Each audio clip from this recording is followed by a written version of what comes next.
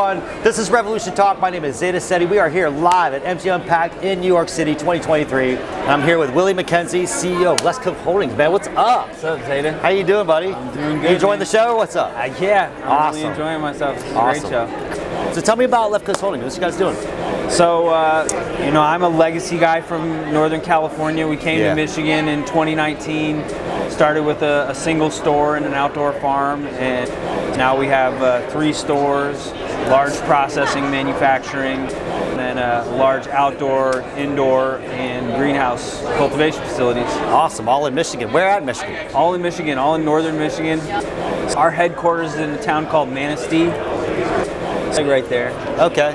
Yeah. Okay, cool. And so how's the market looking like in Michigan? What's going on there? We have experienced wholesale and retail price compression. Wholesale prices fell like 90%. Damn. Yeah, in about 16 months. And really just started coming back this year. We've seen prices increase, like wholesale distillate prices are up 600% just in the last 3 months. So, yeah. That's pretty incredible. Yeah, and so there was really no enforcement in Michigan. The time that the market opened, it was like the Wild West. The state took a very hands-off approach. They weren't checking anything, and so people were just running wild. And now they brought in a new head of the agency. He's cracking down. Doing enforcement. And so we're finally getting to see, like, what does the market in Michigan actually look like? Like, how many people are here? There's over 500 brands in the state already, in a pretty young market. But we don't know what the wholesale market really looks like yet. Right. I'm interested to see how the year plays out. Yeah, and that's interesting how like policy plays such a role in that too as well. I mean, we can see that in all kinds of different states on how that rolls out and how, the politics plays a role and, enforcement plays a role and, the black market proliferates, and we can see that all over the place. Here in New York, look at it. Yeah. That's crazy. I know. It's nuts. So I want to break down like your operations real quick. So from cultivation, how big is your facility look like? So we have a 120-acre farm. We have 26 acres of it fenced right now. We're expanding it this year. So we're going from 11,500 outdoor plants to 18,000. Okay. Michigan's different. It's plant count, not square footage. Remember that. Mm-hmm. It's kind of annoying, but it is what it is. So we're expanding the outdoor farm because the distillate market's gone up so much. We really focused last year on trying to get as much smokable flower from our outdoor as possible, which was a struggle in Michigan. The testing standards are really high. But we implemented some new IPM techniques. We got a really good sprayer from On Target, nice electrostatic sprayer, and we actually had 95% of our flower pass testing. Out remediation, because most of the stuff that comes out of Michigan is like remediated. You know what I mean? So, well, I imagine the climate is a little crazy up there too. It is. It's very humid. We're fighting different elements than we were fighting in California, right? Like, yeah, absolutely. In California, my well would run dry at the end of July, and we would be scrambling for water for the next months, right? Totally. And in Michigan, we have more water than we know what to do with. We have all this humidity. We're also pretty far north, right? The length of the days are different.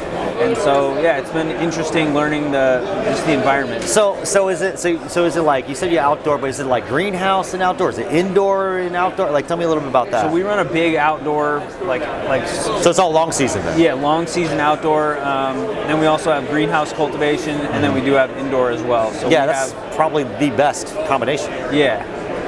When we got there, we bootstrapped. I didn't have the money to build the indoor, and so we set up the outdoor.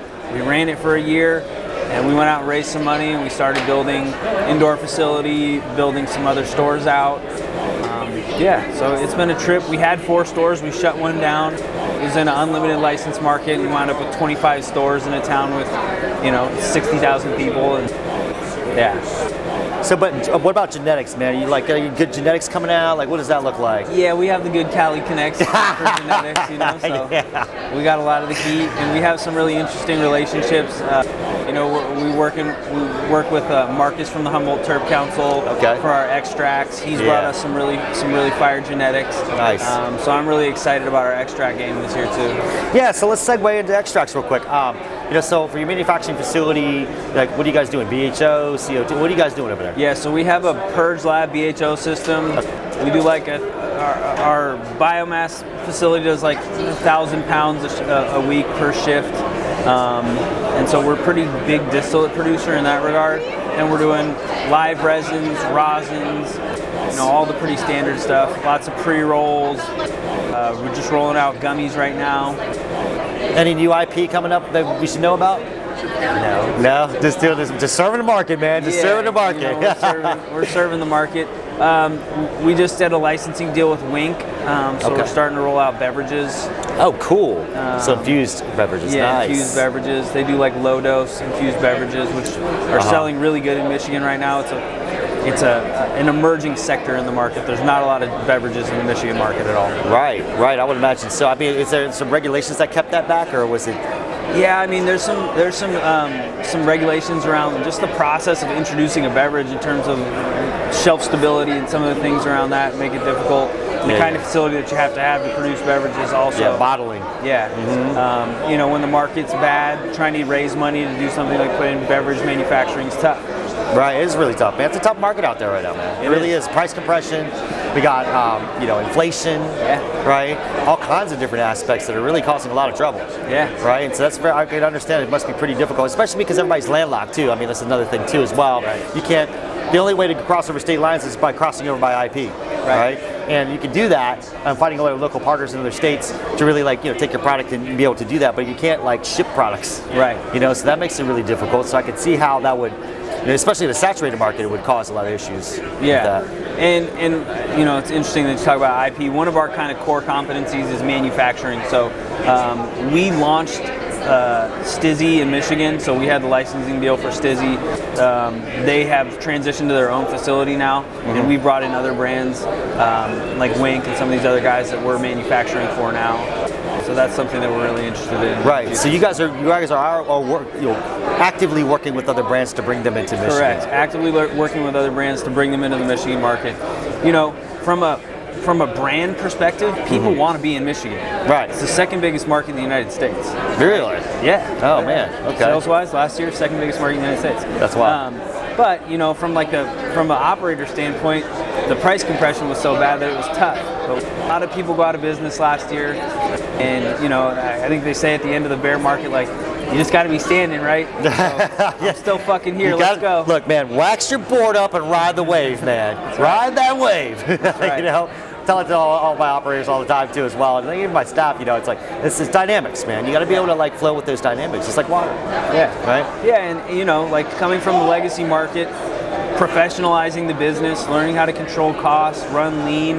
That stuff is incredibly important because when the price is compressed, you got to make sure that your cost to produce is well under where that's at. So price per pound. I mean, what do you guys I guess price per pound, or how do I say this? What is the cost of goods sold per pound that you guys are producing at? Sure. So we're growing biomass at around $44 a pound.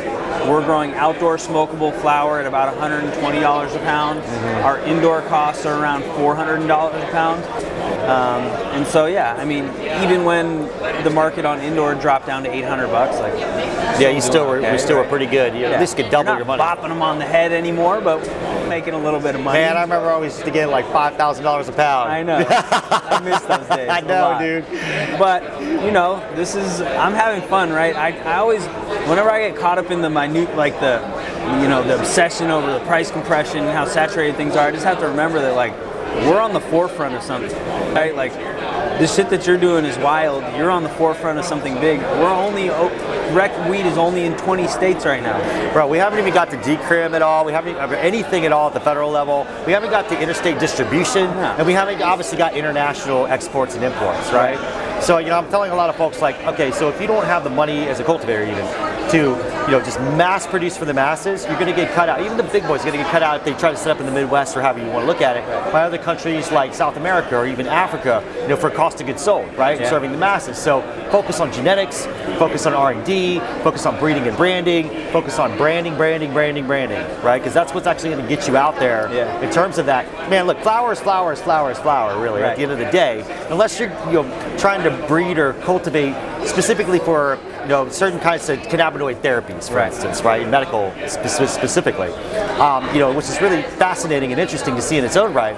But again, like it sounds like you're doing pretty well in your market, man. I mean, at least surviving. Yeah, we're hanging in there.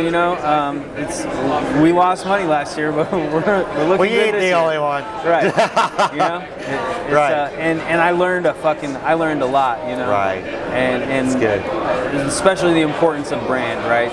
Really leaning into the branding this year. Absolutely. And your retail stores, you said you had 4 of them? We had 4, we shut one down, we have 3 now. You have 3 now? What are they doing, if you don't mind me asking, like gross monthly? Yeah, so, the average store in Michigan is about $2.4 million. I think. That's per month? That's okay. that's a year. That's annual. Oh, wow, okay. Yeah, and we only have maybe less than 15% of the municipalities in Michigan have opted in. So we haven't even seen the beginning of retail expansion. Oh, wow, okay. So I think when all is said and done, the average store in Michigan is going to be doing like $1 million a month. Yeah, I would think so. I would think something around that. $1 million a year, I'm sorry.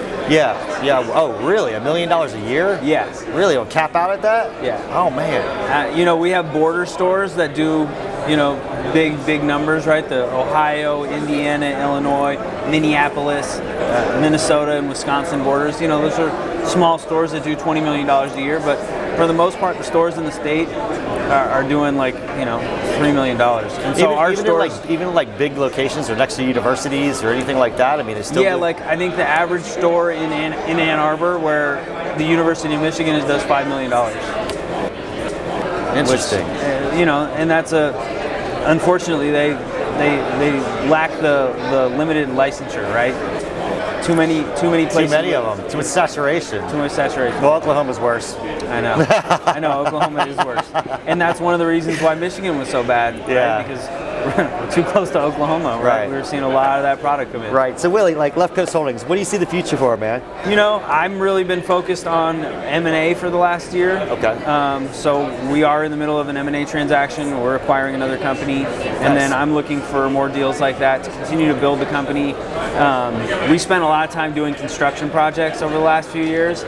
I would rather build the company through acquisition going forward. So, just straight up acquisitions then. Especially because, smaller retailers, if you have 1 store or 2 stores, just standalone retail, you're not vertical, you're not going to survive this, right? And so, come get on the team if you like our vibe, if you like what we're doing, so that's really what my focus is for the year. That's a smart move too. There's a lot of actually distressed assets out there right now. There's a lot of distressed assets. I mean, we're not talking about big cash acquisitions. We're talking about cashless mergers, right? Totally. Awesome. Well, that's so fantastic. Willie, thank you so much for coming on the show. It's good seeing you again, my friend. Willie McKenzie, CEO of West Coast Holdings. Thank you guys so much.